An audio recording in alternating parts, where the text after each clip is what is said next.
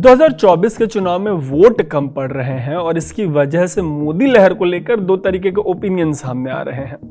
एक तबके को कोई लहर नजर नहीं आ रही, हालांकि बीजेपी नेताओं का कहना है कि लहर नहीं सुनामी है। वहीं एक हिस्सा ऐसा भी है जिसका कहना है कि यह चुनाव बहुत ठंडा है, तपा हुआ चुनाव नहीं है। और चुनाव विश्लेषक भी दो धड़े में बटे हुए हैं। एक धड़े का कहना है कि 2024 का चुनाव 1977 में हुए चुनाव जैसा है, वहीं दूसरे धड़े का कहना है कि यह 2019 जैसा चुनाव है।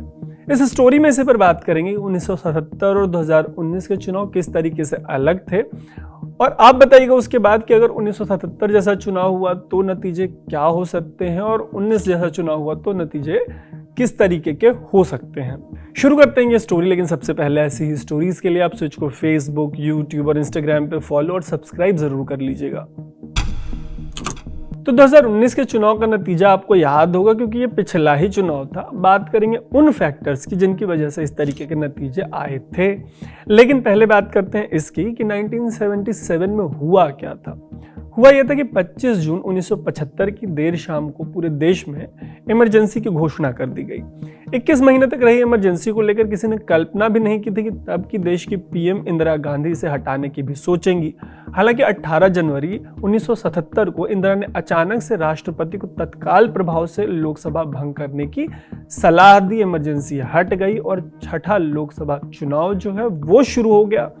कहते हैं इस फैसले के पीछे इंटेलिजेंस की एक रिपोर्ट थी कि जिसमें कहा गया था कि अगर चुनाव होते हैं तो कांग्रेस जीत जाएगी। उस समय भारत में 7 नेशनल पार्टीज थीं और 18 स्टेट पार्टीज थीं। हालांकि चुनाव की घोषणा के कुछ दिनों बाद मोरारजी देसाई की कांग्रेस ओ, चौधरी चरण सिंह की भारतीय लोक दल, अटल बिहारी वाजपेयी और लाल कृष्ण आडवाणी की भारतीय जनसंघ और सोशलिस्ट पार्टी जैसे 4 बड़ी पार्टियों ने मिलकर जनता पार्टी नाम की एक नई पार्टी बनाने का फैसला लिया। इसी जनता पार्टी से निकलकर बाद में भारतीय जनसंघ ने भारतीय जनता पार्टी के तौर पर 1980 में जन्म लिया। उस समय इन 4 पार्टियों को मिलाकर जो एक पार्टी बनी, चुनाव आयोग ने उस नई पार्टी को मान्यता देने से इनकार कर दिया। तो इन लोगों ने बीएलडी का एक निशान जो था उसके ऊपर इलेक्शन लड़ने का फैसला किया। कुछ सहयोगियों ने कुछ अलग इलेक्शन सिंबल्स पे भी उस टाइम पे इलेक्शन लड़े थे। आपातकाल के बाद के इस चुनाव को इंदिरा गांधी के नाम पर रेफरेंडम माना गया। रेफरेंडम माने गए इस चुनाव में 16 और 20 मार्च 1977 के बीच वोट डाले गए और गिनती तुरंत शुरू कर दी गई। तब देश में कुल 32.11 करोड़ वोटर्स थे। इनमें से 60.53% ने वोट दिया। जब काउंटिंग पूरी हुई तो 298 सीटों के साथ जनता पार्टी देश की सबसे बड़ी पार्टी बनकर उभरी। 11 मई 1977 को चुनाव आयोग ने इस पार्टी को एक राष्ट्रीय पार्टी के रूप में मान्यता दी और बीएलडी का सिंबल जनता पार्टी का सिंबल बन गया। इंदिरा गांधी की कुर्सी चली गई और मोरारजी देसाई देश के पीएम बने। हालांकि ये सरकार मोरारजी देसाई वाली, जनता पार्टी वाली, अपना कार्यकाल पूरा नहीं कर पाई 5 सालों का। इस चुनाव में कांग्रेस को कुल 154 सीटें मिली थी। एक लेफ्ट पार्टी सीपीआई-एम को 22 और दूसरी लेफ्ट पार्टी सीपीआई को 7 सीटें मिली।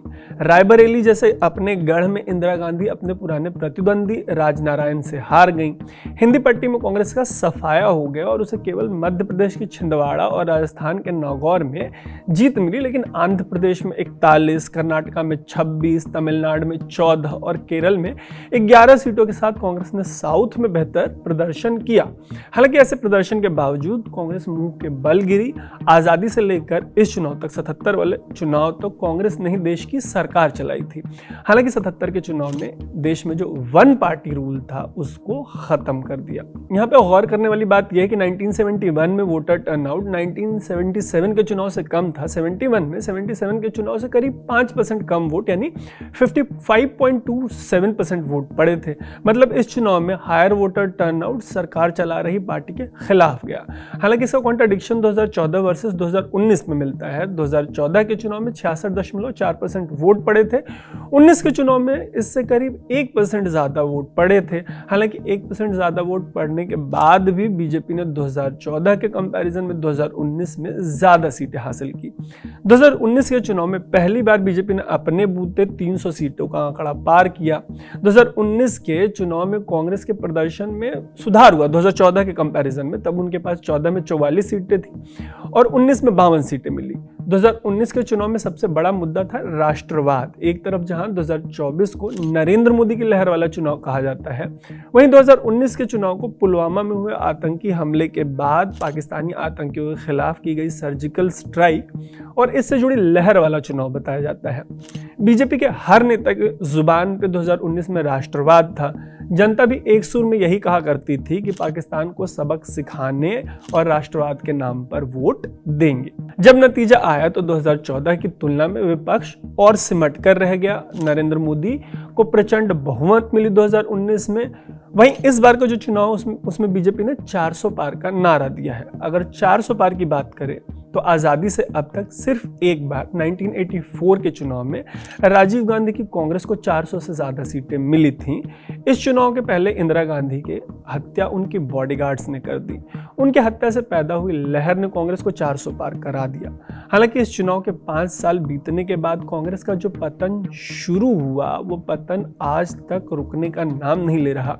89 में जो चुनाव हुआ उस चुनाव से कांग्रेस 1989 से आज तक कांग्रेस अपने बूते बहुमत हासिल नहीं कर पाई है। तो इस स्टोरी में हमने आपको बताया कि 1984 और 2019 के चुनाव किस तरीके के थे। अब आप कमेंट बॉक्स में ये बताइएगा कि जो 2024 का चुनाव है वो 84 वाले चुनाव के करीब है या 2019 वाले, या दोनों में से किसी जैसा नहीं है, या आपके जहन में आपके रिकॉल में कोई और ऐसा चुनाव है जिससे ये वाला चुनाव मिलता जुलता है, तो वो भी बताइएगा। बाकी ऐसी ही स्टोरीज के लिए आप स्विच को फेसबुक, यूट्यूब और इंस्टाग्राम पे फॉलो और सब्सक्राइब जरूर कर लीजिएगा। देखते रहिएगा स्विच। मेरा नाम है तरुण।